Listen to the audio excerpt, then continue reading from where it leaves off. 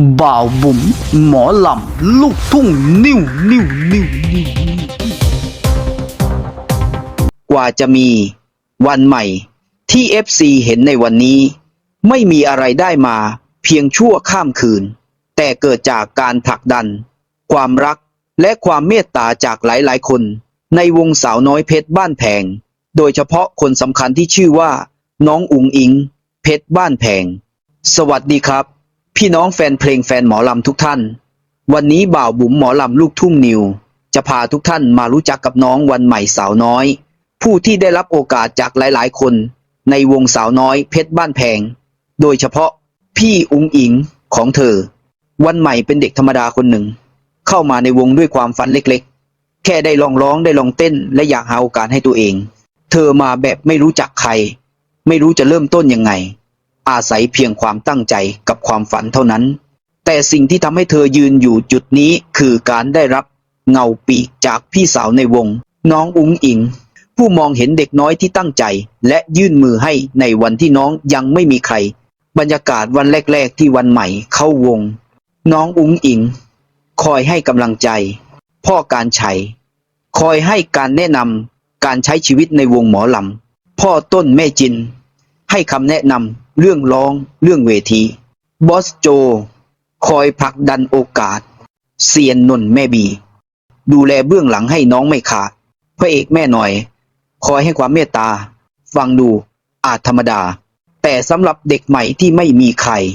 นี่คือของขวัญชิ้นใหญ่ที่สุดในชีวิตแสงสปอตไลท์ที่ส่องบนเวทีวันนี้จริงๆแล้วเริ่มต้นจากประกายเล็กๆที่คนรอบตัวช่วยกันเติมไฟให้วันใหม่ทีละน้อยและหนึ่งในไฟดวงแรกที่จุดให้เธอคือรอยยิ้มเมตตาของพี่อุ๋งอิง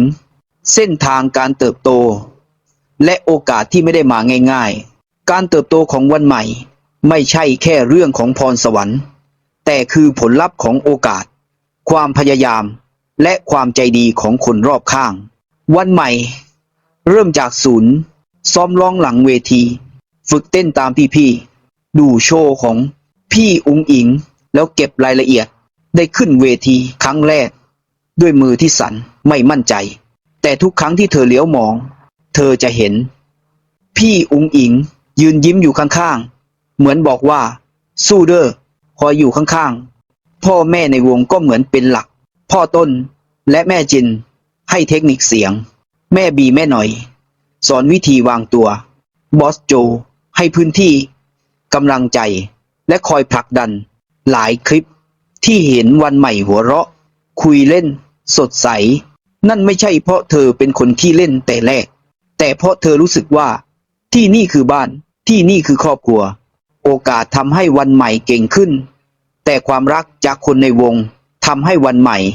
กล้าที่จะก้าวต่อมากกว่าเดิมหลายเท่าความเมตตาน้องอุ๋งอิงพี่สาวที่ไม่เคยทอดทิ้งหลายคนอาจเห็นน้องอุ๋งอิงเป็นซุปเปอร์สตาร์แต่สำหรับวันใหม่น้องอุ๋งอิงคือพี่สาวแท้ๆคนหนึ่งที่คอยโอบคอยปกป้องคอยให้โอกาสและให้กำลังใจอย่างไม่เคยห่างน้องอุ๋งอิงแบ่งพื้นที่ในวงให้วันใหม่ได้เติบโตให้คำแนะนำเรื่องร้องเรื่องสีหน้าท่าทางดึงน้องเข้ามาในคลิปไลฟ์สดกิจกรรมต่างๆเพื่อให้คนรู้จักไม่เคยทำตัวเหนือกว่าไม่เคยคิดว่าตัวเองดัง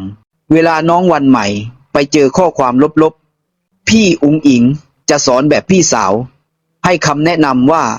ต้องทำยังไงเพื่อที่จะให้ก้าวผ่านมันไปความรักแบบนี้หาไม่ได้ง่ายๆในวงการบันเทิงมันคืออานิสงส์ที่ทำให้วันใหม่ยิ้มได้และกลายเป็นวันใหม่ที่ FC รักในวันนี้อยู่ในวงหมอลำเสียงอาจทำให้คนรักได้แต่น้ำใจต่างหากที่ทำให้ความรักนั้นยืนยาวเช่นเดียวกับที่น้องอุ๋งอิงทำให้น้องวันใหม่วันนี้ดาวดวงเล็กที่เริ่มเปล่งแสงเวลาที่ผ่านไปไม่นานแต่พัฒนาการของวันใหม่ชัดเจนจน FC สัมผัสได้น้องกล้าแสดงออกมากขึ้นร้องดีขึ้นยืนเวทีมั่นคงขึ้นเริ่มมีแฟนคลับที่เอ็นดูรอเจอเวลาถ่ายคลิปคู่กับพี่อุ๋งอิงแฟนๆต่างบอกว่าเคมีเข้ากันสุดๆเพราะน้องวันใหม่ซึมซับหลายอย่าง จากพี่อุ๋งอิงทั้งความสุภาพความถ่อมตนและการให้เกียรติทุกคนและยิ่งกว่านั้นวันใหม่เริ่มมีความสุขในการทำงานเริ่มรักวงเริ่มรัก FC และเริ่มรักเวทีหมอลำจริงๆเมื่อคนได้รับโอกาสบวกความเมตตาบวกความรักเขาจะเปล่งแสงได้เสมอและวันนี้วันใหม่กำลังเปล่งแสงของตัวเองแล้วถ้าวันหนึ่งน้องวันใหม่ประสบความสำเร็จมากขึ้นทุกคนต้องไม่ลืมว่าความสำเร็จนั้นมีรากมาจากบุญคุณของหลายคน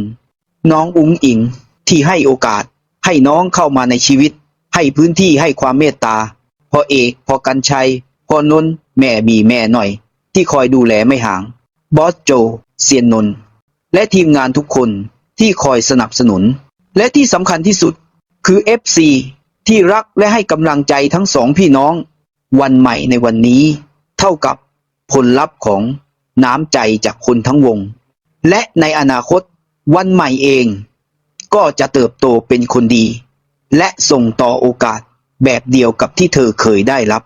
นี่ไม่ใช่เรื่องราวของดาวดวงเดียวแต่เป็นเรื่องราวของครอบครัวหมอลำที่ช่วยกันผลักช่วยกันดันจนเกิดเป็นแสงใหม่ของวงการแสงที่ชื่อว่าน้องวันใหม่สุดท้ายนี้เรื่องราวของน้องวันใหม่ไม่ใช่แค่การเดินทางของเด็กคนหนึ่งที่อยากมีเวทีแต่เป็นภาพของความรักความเมตตาและหัวใจที่แบ่งปันกันในครอบครัวสาวน้อยเพชรบ้านแพง